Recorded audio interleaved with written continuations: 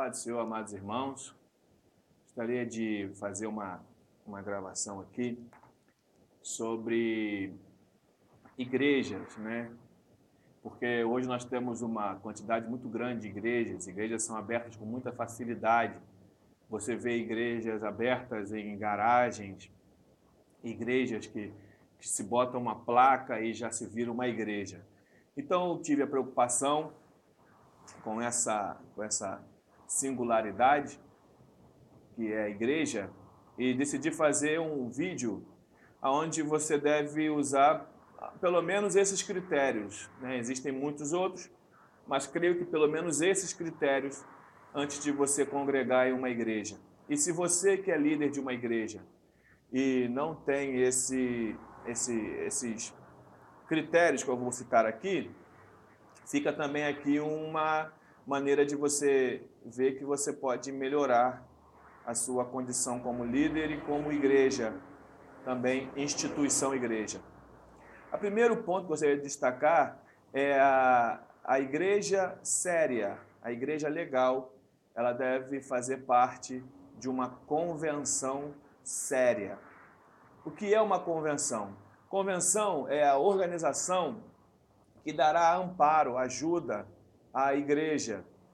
A convenção ela vai te dar amparo jurídico e outros tipos de amparo caso a igreja precise. Ela tem normas, a convenção ela tem normas de trabalho, ela tem critérios para trabalhar, ela tem padrões de trabalho. Então, se uma igreja, que se diz uma igreja correta, ela não faz parte de nenhuma convenção, ela já deve ser aqui um critério de reprovativo, de seriedade, porque uma convenção ela é necessária, porque a convenção não vai tratar apenas a instituição, mas também os líderes desta instituição.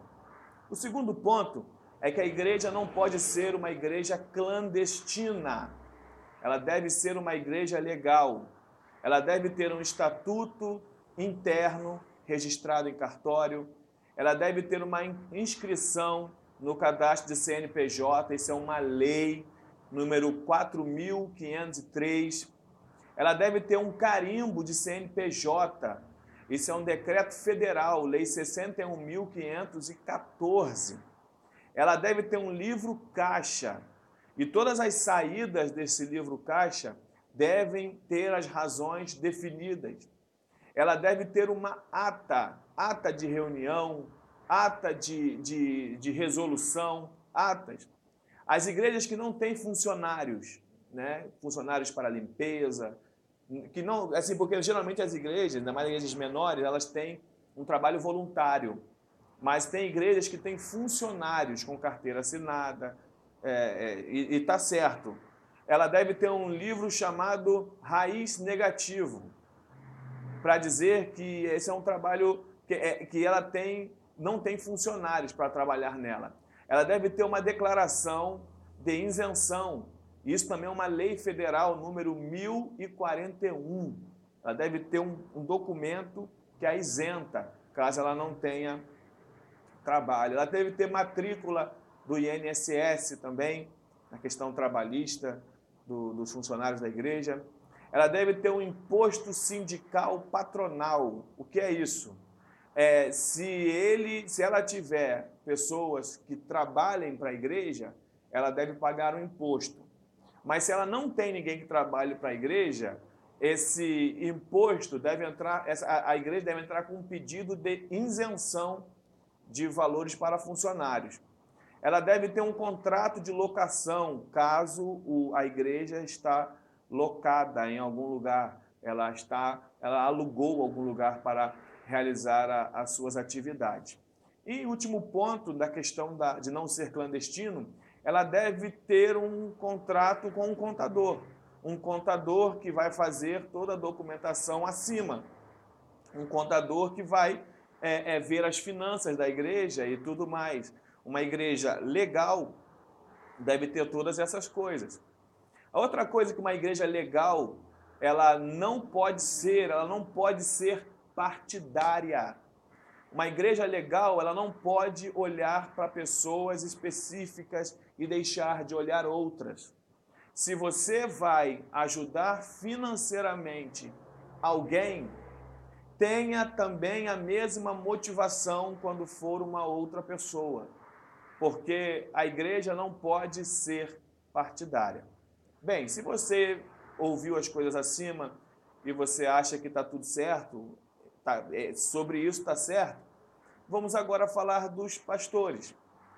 Primeiro ponto, você deve saber quem consagrou o seu pastor a essa função. Isso é fato, porque existem hoje muitas maneiras de se chegar a pastor. E se você não souber como seu pastor chegou a essa função, você corre sério risco, porque você não pode estar desinformado quanto a isso, né? Hoje fazer uma carteirinha é muito fácil. Hoje fazer uma carteirinha qualquer gráfica faz, né?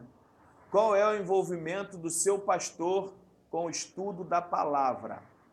Se você está numa igreja em que o seu pastor fala que tudo é diabo, se você está em um lugar em que o seu pastor fala que tudo é possessão, se ele não raciocina para responder as coisas, se ele não se preocupa em ter respaldo bíblico para tudo, se ele não se preocupa em dar aconselhamentos bíblicos, se ele não se preocupa em pesquisar a fundo os assuntos bíblicos, se preocupe com isso antes de você escolher aonde você vai ficar e quem será o seu pastor. Quão preocupado com o rebanho ele é algo que também você deve pesquisar antes de entrar numa igreja. Quão preocupado o pastor é com o seu rebanho, com o rebanho que Deus deixou sob a responsabilidade dele. Lembrando que Deus não deu igrejas a pastores, Deus deu pastores às igrejas. Eles devem exercer a função com maestria, porque existe uma frase dizendo que a salvação é pessoal. Então, se a pessoa deixa de ir à igreja, essa frase é usada com muita propriedade. Mas a questão é que o pastor foi chamado para apacentar. E apacentar é cuidar de perto. Apacentar é vigiar de perto. Os pastores na Mesopotâmia, eles vigiam as ovelhas até quando elas estão dormindo. Eles apacentam ovelhas. Então, se você é pastor e está vendo esse vídeo, desculpe-me te dizer, mas é sim a obrigação do pastor cuidar da ovelha. Então, se a sua ovelha deixar de participar de culto, você como pastor tem a obrigação, você está nessa função, você aceitou estar nela, de ir atrás da sua ovelha e não deixar a sua ovelha ter decisões próprias. Porque se você estudar sobre a ovelha, você vai ver que a ovelha não tem mecanismo de defesa. Ovelha, ela não tem mecanismo de senso de direção. Ela precisa de alguém para conduzi-la. E se você consegue ver a sua ovelha indo para o despenhadeiro, você tem a obrigação, como pastor, de tomar algumas atitudes. Atitudes de quem ama. O pastor, ele deve sim estar preocupado com o seu rebanho. Quão disponível ele é. Ele nunca pode ir na sua casa, ele nunca pode fazer o trabalho de ver como estão as suas ovelhas, ver como estão os seus membros. Quão disponível ele está. Antes de você escolher uma igreja para ficar, você deve fazer essa leitura para você, depois de 3, 4 meses, não reclamar e cometer o pecado de ficar falando mal do seu líder. E ele prioriza, o último ponto que eu gostaria de destacar e esse é o mais difícil de falar também, se ele prioriza mais a família do que os outros irmãos da igreja. E isso você tem que ver sim de perto, para você não se decepcionar depois. Se ele prioriza mais a família na questão de igreja do que os irmãos da igreja. Um exemplo disso, cultos de quarta, de sexta, de quinta, de terça, de segunda, que dá muita gente, quem está na frente são familiares. Escolas bíblicas, grandes eventos, quem está na frente são familiares. Agora, a consagração, que vai 3, 4 pessoas, deixa com a irmã fulana. Limpar a igreja, irmão cicrano. Dificilmente você vai ver um parente do pastor sendo faxineiro da igreja. Não que tem que ser, mas a questão é, por que nunca é? Você deve ver, sim, antes de escolher a igreja que você vai ficar, visto que são centenas de igrejas. Você pode escolher uma. Então faça uma triagem para você não pecar depois, ou você ficar pulando de igreja em igreja. Se ele priorizar a família em modo diferente das outras pessoas, você deve sim olhar isso com uma forma diferente, porque senão você pode ser um pecador depois e até mesmo botar a sua continuidade como cristão em xeque. Existe uma igreja em cada esquina. Eu ouvi uma frase outro dia que é: melhor igreja do que bar. Mas o que eu tenho para te dizer é: será que é melhor igrejas erradas do que bar? Porque a igreja errada pode parecer certa, mas ainda está errada.